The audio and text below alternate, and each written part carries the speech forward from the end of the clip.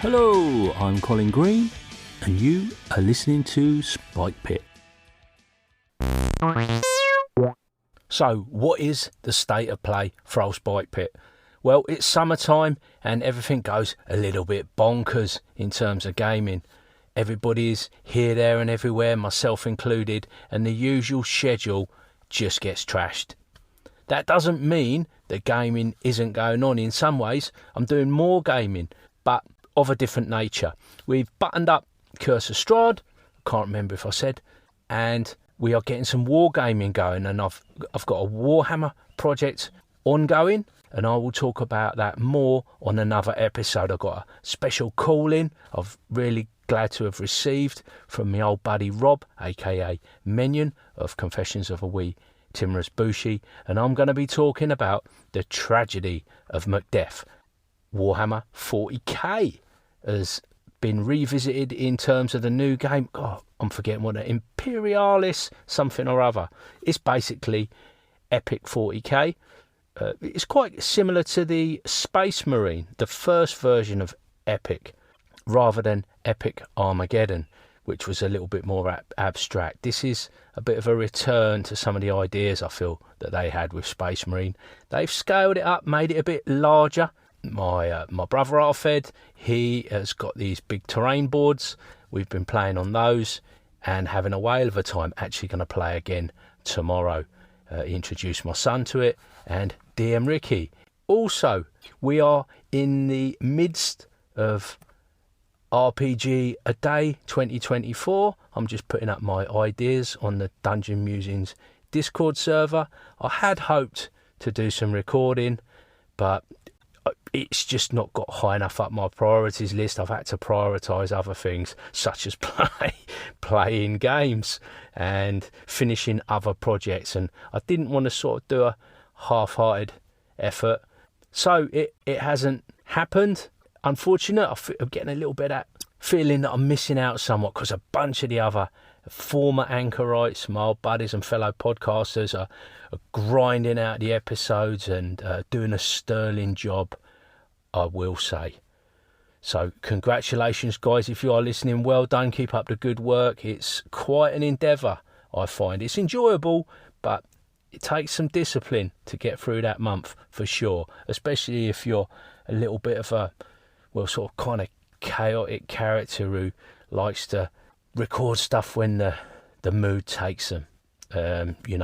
Getting yourself into the discipline of recording every day is perhaps not for everyone. In other news, Humble Bundle put out a free league tie-up with Alchemy VTT. Now, I knew nothing at all about Alchemy VTT. It's totally gone under my radar. But Free League, regular listeners will appreciate that Free League is firmly on my radar.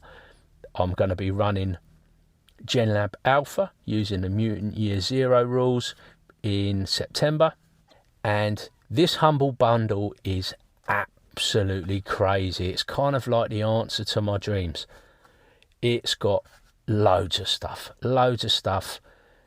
Tales from the Loop, Forbidden Lands, Symbaroum, Ruins of Symbaroum, which is the 5e version, a whole load of Mutant Year Zero stuff, Vaesen, Coriolis. Let me think, are there any more? I feel like I'm missing something. Oh, Dragonbane. How could I forget Dragonbane? Absolutely loads of content. Admittedly, I've picked up some of those hardbacks recently. If I'd have known this bundle was coming out, would I have picked them up? Don't know. Maybe. I mean, I love them. So, probably would have caved at some point. But. I am not really a VTT guy. Well, until I saw Alchemy VTT. It just seems to be made for me. It's a beta version, very close to coming up for their version 1 release. If you like Free League games, you like your VTTs, I think this bundle's got a couple of weeks left on it of time of recording. I think maybe till the end of August, maybe. for about $30 you get all this stuff if you go in big. You can get it at a lower level if you like, but it's like $1,000's worth of stuff. And what's more, you can download the PDFs as well. So if you've got any gaps in your PDF collection, like I did have, because I'd picked up games secondhand, etc., this sorts that out. For example, I didn't have GenLab Alpha on PDF, and that was already being a bit of a nuisance, and I was thinking about picking it up. Well, that would have cost me more or less what this cost, this whole lot. So it's just crazy. The marketing for Alchemy suggests that it's a kind of a more about a theatre of the mind experience in terms of where it sits on the VTT spectrum. It's not really super geared up for the tactical maps. It seems like the plans are that they're going to go that way a little bit, but in terms of audio and audio visual and that type of stuff, it's really big on that. It's kind of got these, it's organised into scenes, so you're putting up a backdrop, if you like, and you're trying to create ambience with a little bit of animation and sort of like smoke and rain effects, weather effects, overlays, I think they might call them overlays. Then you've got sound beds, music. You can buy enhanced editions and you can upgrade. So for like $10, I could, for example, get the enhanced edition of Dragonbane, and that brings more to the table in terms of it comes with all the music and the sounds and all that sort of stuff ready done. I think there's additional scenes. It looks great. Now, some of this content is still alpha version content, but there seems to be really good support. You can join the Discord. The people over there are super friendly. The developer puts out, I believe, most weeks, he puts out a YouTube video explaining what they've done. And I've gone back and watched a load of those because they're quite handy to get a grasp of what's going on in terms of the functionality of the platform. Also, they've got tutorials, and you can go on there and learn your system and learn it in the context of Alchemy. Like learn Vaesen with Alchemy, learn Dragonbane with Alchemy. They've done one for Tales from the Loop. And what that is, there's a couple of guys, they do a kind of introduction talking about Alchemy and the platform using the game in question, and then they talk about the rules of the game. So you get this kind of double whammy. They've been really good. I mean, they're long, a couple of hours. Really excited about that. Funnily enough, the same day that I looked at this, I was actually looking at my Dragonbane. Turns out a buddy of mine, George, is setting up a game of Dragonbane for end of August, and he's running it on Alchemy, so I get to try out as a player the platform. So how cool is that? I think that's great. Perfect timing from George. I really enjoy Dragonbane, and it'll be nice to see that in action. Also, Symbaroum. I got a little bit burnt out with 5e. Been playing for years, but basically deep down, I don't dislike it. It's D&D. I think the way it's set up is pretty solid. I would say the emphasis on combat sometimes can be a bit tedious. Putting that aside, it's decent. I enjoy my games of it by and large, but sometimes feel it outstays its welcome. However, I have talked about Adventures in Middle-earth, the 5e kind of reskin. I've been meaning to get that to the table for ages, and I still haven't. I feel like I'm a little bit intimidated by it. The group is played out on it, so we're trying something else, but I haven't given up on it. And Pete Jones from Dragons Are Real, he speaks very highly of the 5e version of Adventures in Middle-earth. I respect his opinion, and that just adds weight to the argument for playing it.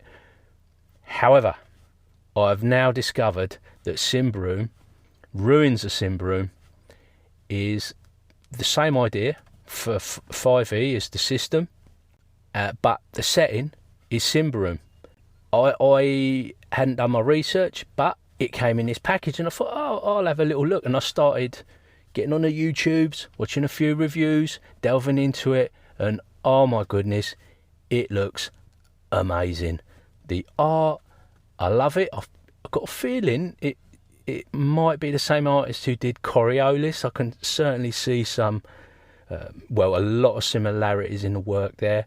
Also, some of Adventures in Middle-earth seems a little bit similar, but I'm not so sure about that one.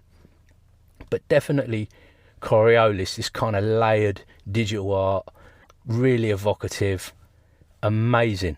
I love it. I love the look of the thing, the feel of it, this big forest, this kind of, it's all about this struggle between nature and the wild, and civilization and order, and the tension between the two. It's on a relatively small timeline.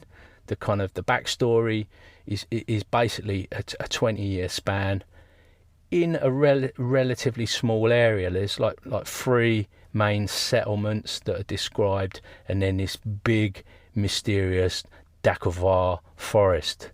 Kind of hard to explain. I'm only just getting into it. It's got some of the classic races, but they're redone. Things like dwarves are not like the dwarves you know. Elves are front and centre in this setting, but like I say, they're not D&D elves.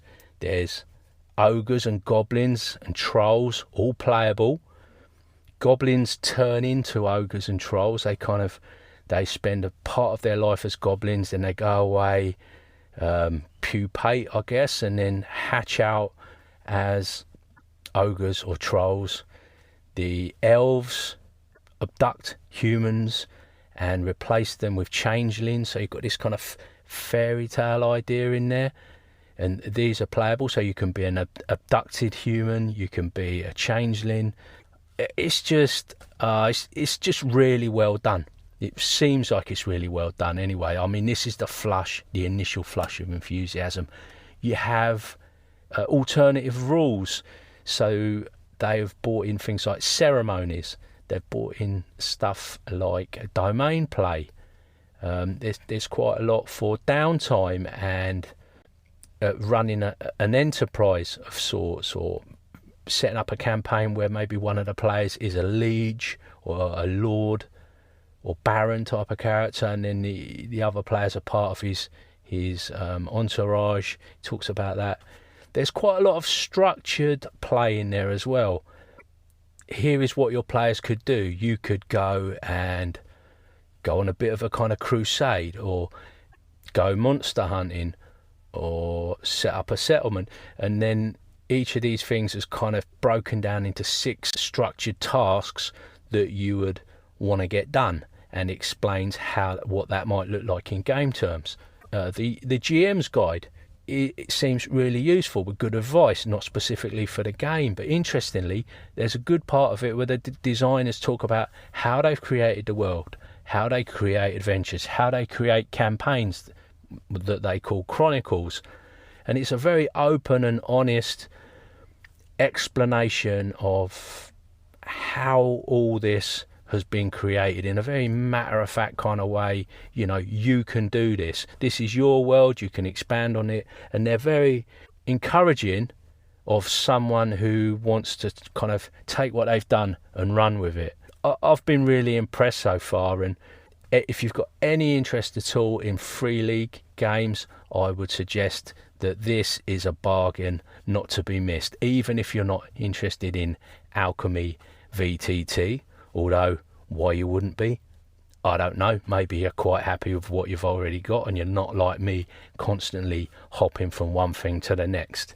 But now I really have got too many games and not enough time.